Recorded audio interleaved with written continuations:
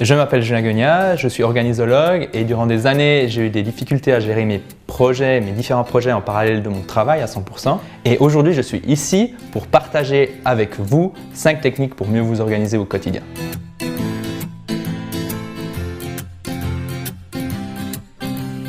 Ça, c'est un problème très fréquent parce qu'il y a beaucoup de gens qui veulent faire plaisir aux gens. Ils veulent pas les décevoir, ils veulent pas décevoir leurs collègues. Et en fait, ils disent oui. Ils disent oui, oui, oui. Mais ce qu'on oublie, c'est que chaque oui équivaut à un non. Et donc, si on dit oui à trop de personnes, eh ben, forcément, il y a des choses qu'on ne va pas pouvoir faire. Et il se peut qu'on déçoive ou qu'on n'arrive pas à tenir d'autres engagements qu'on a pris par le passé. Je vais vous donner 3 astuces. Donc, la première astuce, c'est de toujours avoir votre agenda à portée de main.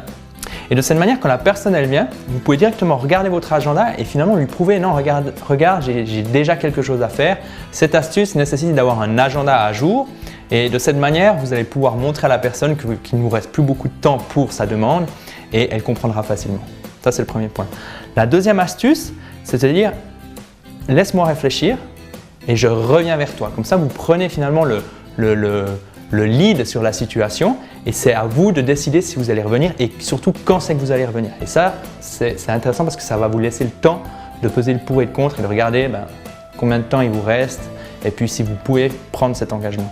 Et le dernier point, en fait, la dernière astuce, c'est simplement de dire à la personne « écoute, en ce moment, j'ai beaucoup de projets qui arrivent à la fin et je ne vais pas réussir à honorer mes engagements. Pour moi, c'est important quand je dis oui, que je puisse vraiment m'engager et justement assurer ce oui. » Donc la personne normalement comprendra.